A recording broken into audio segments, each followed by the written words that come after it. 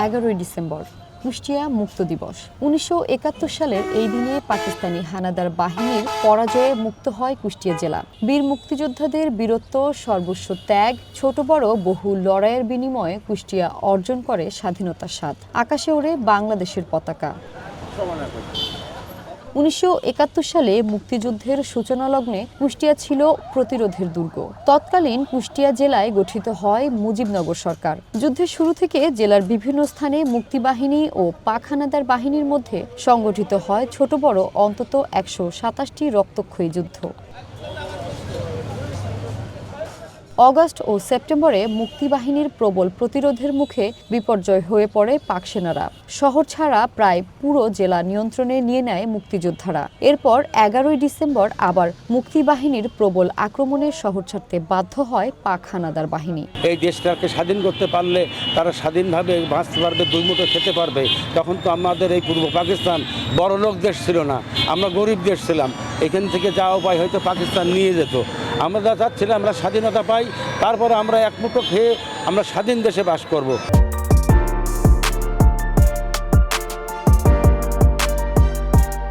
কুষ্টিয়া মজেমপুর থেকে বৃত্তিপাড়া পর্যন্ত এটা একটা বিরাট একটা যুদ্ধর মাথায়, ওইখানে আমাদের এতে আপনার আমদোয়া বলে একটা ছেলে, নাম হলো ওয়ারেশ, ওই ছেলেটা শহীদ হয় এখান থেকে। রথখোলার মোড় আছে, সেখানে দেখি যে কোনো লোক নাই, রাস্তার তো সব বড় বাজারে সব পুরাই দিয়েছে আর্মিরা, মিলিটারি।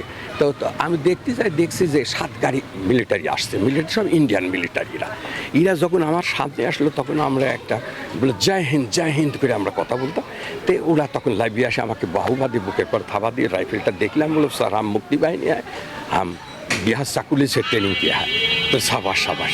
মুক্তিযুদ্ধের সময় সেই ভয়াবহ স্মৃতি জড়িয়ে আছে শহর জুড়ে। স্বাধীনতার 54 বছর পার হলেও আজও অবহেলিত কুষ্টিয়ার মুক্তিযুদ্ধের স্মৃতি বিজড়িত স্থানগুলো। নেওয়া হয়নি কোনো সংস্কার বা সংরক্ষণের উদ্যোগ, জানিয়ে ক্ষোভ রয়েছে মুক্তিযোদ্ধা ও সাধারণ মানুষের মধ্যে। বিভিন্ন জায়গায় কবর আছে মুক্তিযোদ্ধাদের, সেগুলো সরকার খুঁজে বার করে সংস্কার করুক। বিভিন্ন এলাকায় যে খোঁজ খবর নিক মানুষের কাছে, কোথায় কোথায় মুক্তিযোদ্ধার কবর আছে সেগুলি নিয়ে সংরক্ষণ করুক। ভবিষ্যৎ প্রজন্ম 50 বছর পরেও অন্তত তারা দেখলে বুঝতে পারবে যে এটা মুক্তিযোদ্ধাদের কবর, এটা যুদ্ধক্ষেত্র, এটা গণকবর, এটা হচ্ছে বধ্যভূমি।